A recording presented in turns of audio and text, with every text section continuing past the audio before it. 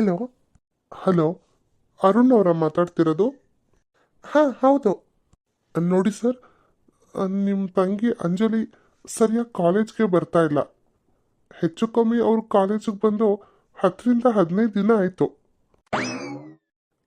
ಏನು? ಅಂಜಲಿ ಕಾಲೇಜಿಗೆ ಬರ್ತಾ ಇಲ್ವಾ? ಏನು ಹೇಳ್ತಿದ್ದೀರಾ ಸರ್ ನೀವು? ಇರೋದನ್ನೇ ಹೇಳ್ತಿರೋದು ಸರ್.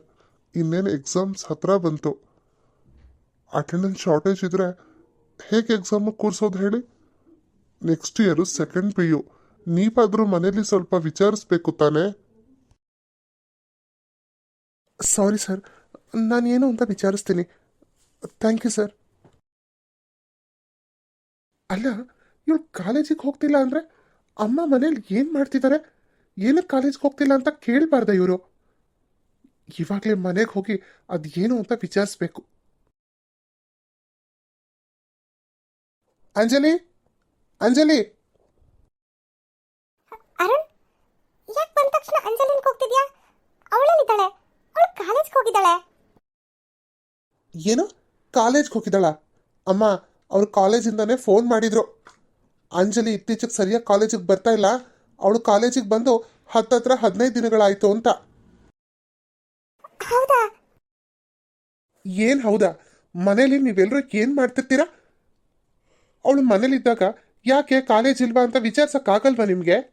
ಅಯ್ಯೋ, ಅವಳು ದಿನ ಮನೆಯಿಂದ ಕಾಲೇಜ್ಗೆ ಹೋಗ್ತೀನಿ ಅಂತ ಹೋಗ್ತಿದ್ದಾಳಲ್ಲ, ಅದಕ್ಕೆ ನಾವು ಅವಳು ಕಾಲೇಜಲ್ಲಿ ಇದ್ದಾಳೆ ಅಂತ ಸುಮ್ಮನೆ ಆಗ್ತಿರೋದು. ಅರೆ, ಏನಾಯ್ತು? ಯಾಕೆ ಇಷ್ಟು ಕೋಪ ಮಾಡ್ಕೊಂಡಿದ್ದೀರಾ? ಕೋಪ ಮಾಡ್ಕೊಳ್ಳದೆ ಇನ್ನೇನು ಮಾಡ್ಕೊಳ್ಳಿ. ಅಂಜಲಿ ಕಾಲೇಜ್ಗೆ ಹೋಗಿ 15 ದಿನಗಳಾಯ್ತಂತೆ. ಅವ್ರ ಕಾಲೇಜಿಂದ ಫೋನ್ ಬಂದಿತ್ತು. ನನಗಂತೂ ಅವಳು ನೆನೆಸ್ಕೊಂಡ್ರೆ ಮೈಯೆಲ್ಲ ಉರಿತಾ ಇದೆ. ಅರೆ, ಅದು ನಾನು ನಿಮ್ಮ ಹತ್ರ ಒಂದು ವಿಷಯ ಹೇಳಬೇಕಿತ್ತು. ಏನದು? ನೀವು ಕೋಪ ಮಾಡ್ಕೊಳ್ಳದೆ ಸಮಾಧಾನದಿಂದ ಕೇಳ್ತೀರಾ ಅನ್ನೋದಾದ್ರೆ ನಾನು ಆ ವಿಷಯನ ನಿಮ್ಗೆ ಹೇಳ್ತೀನಿ. ಸರಿ, ಹೇಳು. ಅರೆ, ನಾನು ಈ ಮನೆಗೆ ಬಂದಾಗ್ಲಿಂದ ಗಮನಿಸ್ತಾನೆ ಇದ್ದೀನಿ, ಅಂಜಲಿ ಯಾವಾಗಲೂ ಬೇಜಾರಾಗಿರ್ತಾಳಲ್ಲ, ಅದಕ್ಕೆ ಕಾರಣ ಅಂಕಿತ್ ಅನ್ನೋ ಹುಡುಗ. ಏನು, ಹುಡುಗನ? ಹೌದು ರೀ. ಅವಳು, ಅಂಕಿತ್ ಪ್ಲೀಸ್ ನನ್ನ ಫೋನ್ ರಿಸೀವ್ ಮಾಡು, ನನ್ನ ಮೆಸೇಜಸ್ಗೆ ರಿಪ್ಲೈ ಮಾಡು ಪ್ಲೀಸ್ ಅಂತ ಜೋರಾಗಿ ಅಳ್ತಾ ಇದ್ಲು. ನಾನು ಕೇಳಿಸ್ಕೊಂಡೆ. ಅವನು ಅವಳಿಗೆ ಫೋನ್ ಮಾಡಿದ್ದಿನ ಇವಳು ತುಂಬ ಖುಷಿಯಾಗಿರ್ತಾಳೆ. ಅದೇ ಅವ್ನು ಫೋನ್ ಮಾಡಲಿಲ್ಲ, ಇವಳು ಮೆಸೇಜಸ್ಗೆ ರಿಪ್ಲೈ ಮಾಡಲಿಲ್ಲ ಅಂದರೆ ಅವಳು ತುಂಬ ಅಪ್ಸೆಟ್ ಆಗ್ತಾಳೆ. ನಾನು ಈ ವಿಷಯನ ನಿಮ್ಮ ಹತ್ರ ಹೇಳಬೇಕು ಅಂತ ತುಂಬ ಸರಿ ಅನ್ಕೊಂಡಿದ್ದೆ, ಆದರೆ ಹೇಳಕ್ಕೆ ಸರಿಯಾದ ಸಮಯನೇ ಸಿಕ್ಕಿರಲಿಲ್ಲ. ಅದಕ್ಕೆ ನಾನು ಅತ್ತೆ ಹತ್ರ ಹೇಳಿ ಮತ್ತೆ ಅವಳಿಗೆ ಮೊಬೈಲ್ ಕೊಡ್ಸೋದು ಬೇಡ ಅಂತ ಈ ರೀತಿ ಅವಾಯ್ಡ್ ಮಾಡಿದ್ದು. ಅರುಣ್, ಅವಳು ನನ್ನ ಹತ್ರ ಮೊಬೈಲ್ ವಿಷಯಕ್ಕೆ ತುಂಬ ಸರಿ ಜಗಳ ಮಾಡಿದ್ದಾಳೆ. ನಾನು ವರುಣ್ ಹತ್ರ ಮಾತಾಡ್ತೀನಿ ಅಂದ ತಕ್ಷಣ ಮತ್ತೆ ಅವಳು ಮೊಬೈಲ್ ವಿಷಯ ಮಾತಾಡ್ತಾನೆ ಇರಲಿಲ್ಲ. ಅದಕ್ಕೆ ನಾನು ಸುಮ್ಮನೆ ಆಗ್ಬಿಟ್ಟಿದ್ದೆ. ಆದರೆ ಈ ಥರ ಎಲ್ಲ ಮಾಡಿದ್ದಾಳೆ ಅಂತ ನನಗೆ ನಿಜವಾಗ್ಲೂ ಗೊತ್ತಿಲ್ಲ. ಹಾಗಿದ್ರೆ ಇವಳು ಕಾಲೇಜಿಗೆ ಹೋಗ್ತೀನಿ ಅಂತ ಹೇಳಿ ಎಲ್ಲಿ ಹೋಗ್ತಿದ್ದಾಳೆ? ಮನೇಲೂ ಇಲ್ಲ, ಕಾಲೇಜಲ್ಲೂ ಇಲ್ಲ ಅಂದರೆ ಇವಳೇನಾದರೂ ಆ ಹುಡುಗನ ಜೊತೆ ಸುತ್ತಾ ಇದ್ದಾಳಾ? ಏನು ಅಂತ ಗೊತ್ತಿಲ್ಲ. ನೀವೆಲ್ಲ ಏನು ಅನ್ಕೋತೀರೋ ಅಂತ ಇಷ್ಟು ದಿನ ನಾನು ಈ ವಿಷಯನ ಹೇಳಿರಲಿಲ್ಲ. ಅಪೂರ್ವ, ಅಂಜಲಿಗಿಂತ ನನಗೆ ಇವಾಗ ನಿನ್ನ ಮೇಲೆ ಕೋಪ ಬರ್ತಾ ಇದೆ. ನಿನಗೆ ಅವಳು ತಪ್ಪು ಮಾಡ್ತಿದ್ದಾಳೆ ಅಂತ ಗೊತ್ತಿತ್ತು ತಾನೆ? ಗೊತ್ತಿದ್ದು ಯಾಕೆ ಹೇಳಲಿಲ್ಲ ನೀನು? ಅಯ್ಯೋ ದೇವ್ರೆ, ಯಾಕಪ್ಪ ನನ್ನ ಮಗಳಿಗೆ ಈ ಥರ ಬುದ್ಧಿ ಕೊಟ್ಟೆ? ಅಲ್ಲಮ್ಮ, ಮನೇಲಿ ಇಷ್ಟೆಲ್ಲ ನಡೀತಿದೆ, ನೀನು ಅಪ್ಪ ಅಪೂರ್ವ ಏನು ಮಾಡ್ತಿರ್ತೀರಾ? ಒಂದು ವಿಷಯನಾದರೂ ನಮ್ಮ ಹತ್ರ ಹೇಳ್ತೀರಾ? ಯಾಕಮ್ಮ ಅಪೂರ್ವ, ಯಾಕೆ ಬೇಜಾರಾಗಿದ್ಯಾ? ಏನಾಯ್ತು? ಏನಾಯ್ತಾ? ಅರುಣ್ ತನ್ನ ಅಪ್ಪಂಗೆ ಅಂಜಲಿ ಎಲ್ಲ ವಿಚಾರನೂ ಹೇಳ್ತಾನೆ. ಹೌದಾ? ಅರುಣ್, ನಡಿ, ಈಗಲೇ ಕಾಲೇಜ್ ಹತ್ರ ಹೋಗಿ ಬರೋಣ. ಅಣ್ಣ, ಏನಾಯ್ತು? ಯಾಕೆ ಎಲ್ಲರೂ ಈ ರೀತಿ ಇದ್ದೀರಾ? ಏನಾಯ್ತಾ? ಅಂಜಲಿ ಕಾಲೇಜ್ಗೆ ಹೋಗಿ 15 ದಿವಸ ಆಯ್ತಂತೆ. ಅವ್ರ ಕಾಲೇಜಿಂದ ಫೋನ್ ಬಂದಿತ್ತು. ಮತ್ತೆ ಇನ್ನೆಲ್ಲಿ ಹೋಗ್ತಿದ್ಲು? ಯಾರು ಗೊತ್ತೋ? ಅಮ್ಮ, ಏನಮ್ಮ ಇದೆಲ್ಲ? ಇವಾಗ ಹೇಳ್ತಾ ಇದ್ದಾಳೆ ನಿಮ್ಮ ಅತ್ತಿಗೆ, ಅಂಜಲಿ ಯಾವುದೋ ಹುಡುಗನ ಜೊತೆ ಮಾತಾಡ್ತಿದ್ಲು, ನಾನು ಅದನ್ನು ಕೇಳಿಸ್ಕೊಂಡೆ ಅಂತ. ಅಲ್ಲ, ಅಂಜಲಿ ಅಂಜಲಿ ಈ ರೀತಿ ಎಲ್ಲ ಮಾಡಿದಾಳೆ ಅಂದರೆ ನನಗೆ ನಂಬಕ್ಕೆ ಆಗ್ತಾ ಇಲ್ಲ. ವರುಣ್, ನಡಿ, ಈಗಲೇ ಕಾಲೇಜಿಗೆ ಹೋಗಿ ಬರೋಣ. ಸರಿ ಅಣ್ಣ, ಬಾ. ಛೇ, ಅಂಕಿತ್ನ ಭೇಟಿ ಮಾಡೋಕ್ಕೆ ಆಗ್ತಾ ಇಲ್ಲ. ನಮ್ಮನೇಲಿ ಮೊಬೈಲ್ ಕೊಡಿಸಿ ಅಂತ ಎಷ್ಟು ಹಠ ಮಾಡಿದ್ರು ಒಬ್ಬರೇ ಕೊಡಿಸ್ತಿಲ್ಲ. ಈಗ ಏನು ಮಾಡೋದು? ಹೊಟ್ಟೆ ಬೇರೆ ತುಂಬ ಹಸಿತಾ ಇದೆ. ಯಾವುದಾದ್ರೂ ಹೋಟ್ಲಿಗೆ ಹೋಗಿ ಏನಾದರೂ ತಿನ್ಕೊಂಡು ಮನೆಗೆ ಹೋಗೋಣ.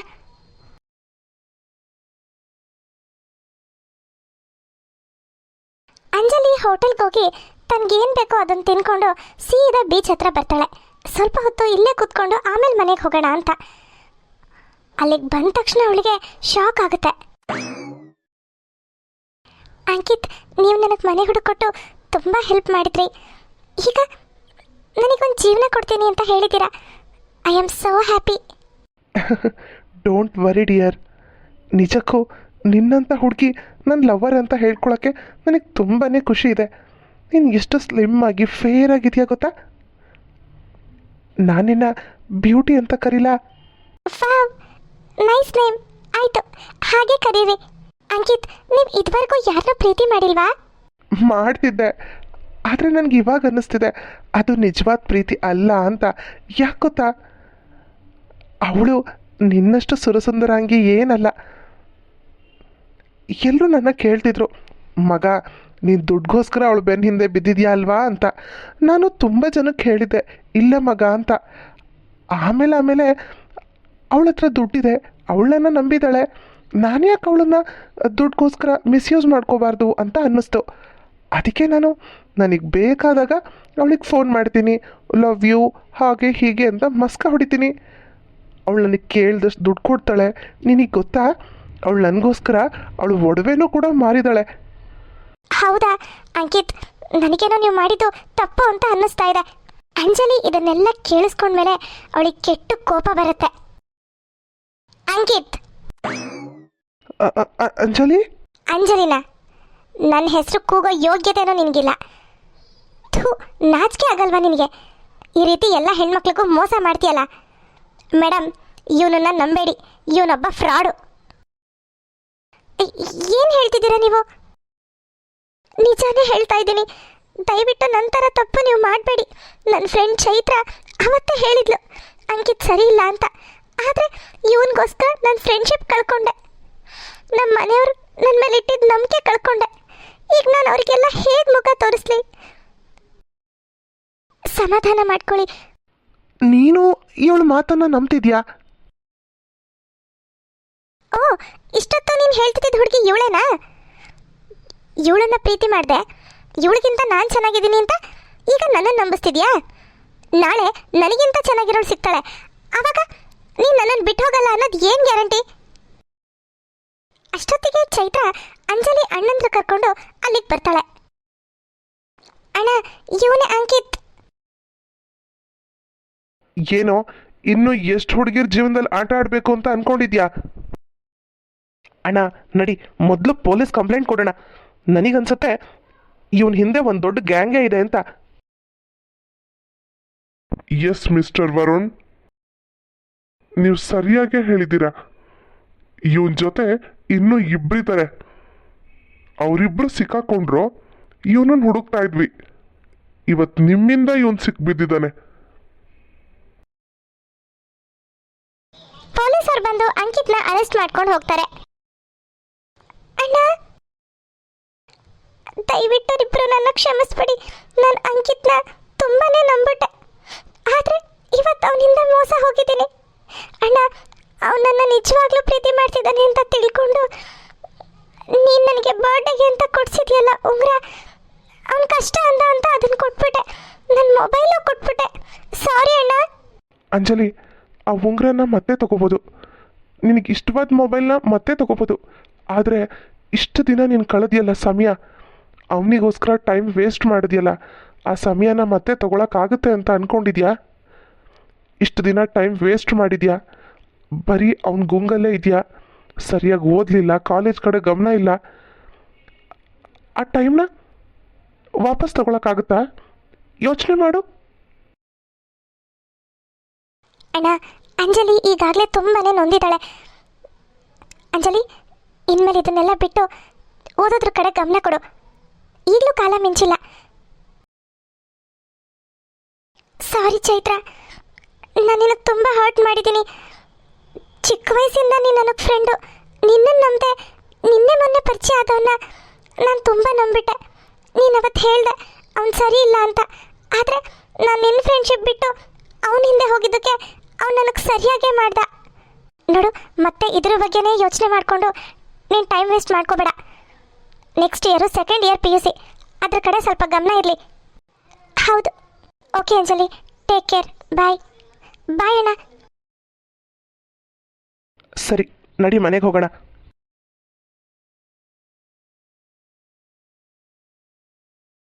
ಏನಮ್ಮ ಅಂಜಲಿ, ಏನು ನಿನ್ನ ಕತೆ? ಇನ್ನೊಂಚೂರು ಮೆತ್ತಕ್ಕೆ ಕೇಳ್ರಿ. ಅಮ್ಮ, ಅಪ್ಪ ಮಾತಾಡ್ತಿದ್ದಾರೆ ತಾನೆ, ನೀನು ಸುಮ್ಮನೆ ಇರು. ಏನೋ ಏನು ಸುಮ್ಮನಿರೋದು? ಅವತ್ತು ಸಾಕಮ್ಮ ಅಂಜಲಿ ಬಗ್ಗೆ ಏನೋ ಹೇಳಕ್ಕೆ ಬಂದಾಗ ನಮ್ಮನೆ ವಿಷಯ ನಿನ್ಗೆ ಯಾಕೆ ಅಂತ ಹೇಳಿ ಅವಳನ್ನ ಬೈದು ಕಳಿಸ್ಬಿಟ್ಟೆ. ಇವಾಗ ನಿನ್ನ ತಂಗಿ ಮಾಡಿರೋದೇನು? ಮಾತಾಡೋ. ಅಮ್ಮ, ಈಗ ಆಗಿದ್ದು ಆಗೋಯ್ತು. ಅದನ್ನೇ ಮಾತಾಡ್ತಾ ಕೂತ್ಕೊಂಡ್ರೆ ಪ್ರಯೋಜನ ಏನು? ಮುಂದಿನ ಅವಳ ಭವಿಷ್ಯದ ಬಗ್ಗೆ ನಾವು ಯೋಚನೆ ಮಾಡಬೇಕು ತಾನೇ. ಓಹೋ, ಇಷ್ಟು ದಿವಸ ಇಲ್ಲದೆ ಇರೋ ತಂಗಿ ಭವಿಷ್ಯದ ಬಗ್ಗೆ ಇವಾಗೇನು? ಅಣ್ಣ ತಮ್ಮ ಇಬ್ರು ಭಾರಿ ಭಾರಿ ಯೋಚನೆ ಮಾಡ್ತಿರೋದು? ಅಂದರೆ ನಾವು ಯಾವತ್ತೂ ಅಂಜಲಿ ಬಗ್ಗೆ ಏನೂ ಯೋಚನೆ ಮಾಡೇ ಇಲ್ವಾ ಅಮ್ಮ? ಹೌದಪ್ಪ, ಹೌದು. ನೀವೆಲ್ಲರೂ ಎಷ್ಟು ಚೆನ್ನಾಗಿ ಮನೆಯವ್ರ ಬಗ್ಗೆ ಎಲ್ಲ ಕಾಳಜಿ ವಹಿಸ್ತಿದ್ದೀರಾ ಅನ್ನೋದು ನನಗೆ ತುಂಬ ಚೆನ್ನಾಗಿ ಅರ್ಥ ಆಗಿದೆ.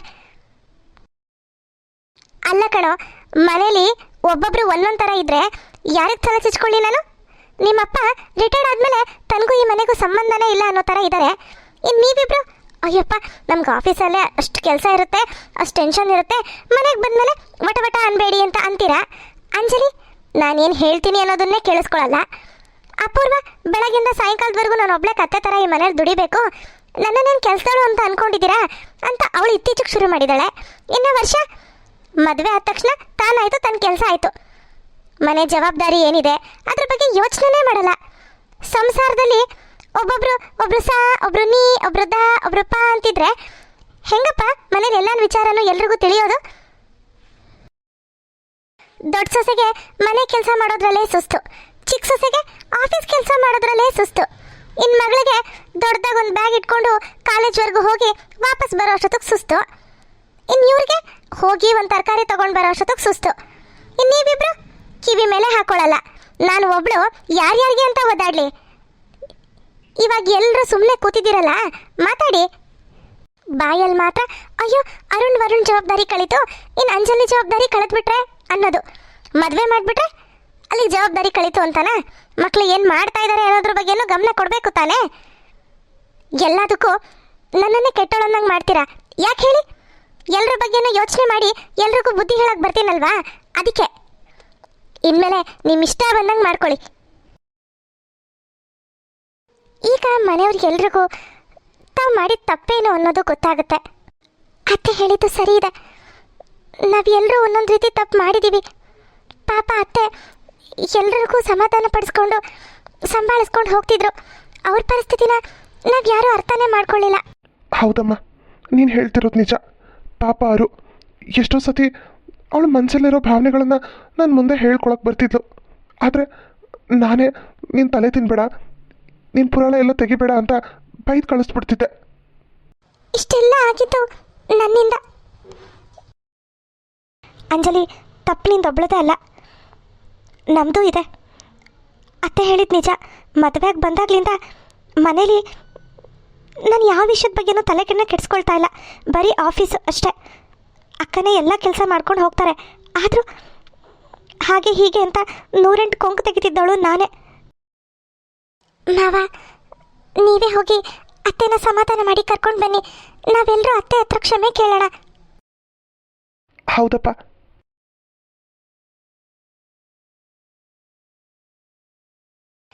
ಅರುಂಧತಿ ಎಲ್ಲರನ್ನು ಕ್ಷಮಿಸ್ತಾರ? ಮುಂದೇನಾಗುತ್ತೆ ಅನ್ನೋದನ್ನ ನೆಕ್ಸ್ಟ್ ಎಪಿಸೋಡ್ನಲ್ಲಿ ನೋಡೋಣ. ನೆಕ್ಸ್ಟ್ ಎಪಿಸೋಡ್ 7:00 ಪ್ರಸಾರ ಆಗುತ್ತೆ. ಎಲ್ಲರೂ ತಪ್ಪದೆ ನೋಡಿ ಅಂತ ಹೇಳ್ತಾ, ಈ ಎಪಿಸೋಡ್ ನಿಮಗೆಲ್ಲ ಹೇಗೆ ಅನ್ನಿಸ್ತು ಅನ್ನೋದನ್ನು ಕಮೆಂಟ್ ಮಾಡಿ. ಹಾಗೆ ಇನ್ನೂ ಯಾರು ಸಬ್ಸ್ಕ್ರೈಬ್ ಮಾಡ್ಕೊಳ್ದೆ ನಮ್ಮ ಚಾನಲ್ನ ನೋಡ್ತಾ ಇದ್ದೀರಾ, ಅವರೆಲ್ಲರೂ ಪ್ಲೀಸ್ ಸಬ್ಸ್ಕ್ರೈಬ್ ಮಾಡ್ಕೊಳ್ಳಿ ಅಂತ ಹೇಳ್ತಾ ಇಂದಿನ ಎಪಿಸೋಡ್ನ ಮುಗಿಸ್ತಾ ಇದ್ದೀನಿ. ನೆಕ್ಸ್ಟ್ ಎಪಿಸೋಡ್ 7:00 ಬರುತ್ತೆ, ಮಿಸ್ ಮಾಡದೆ ನೋಡಿ. By friends.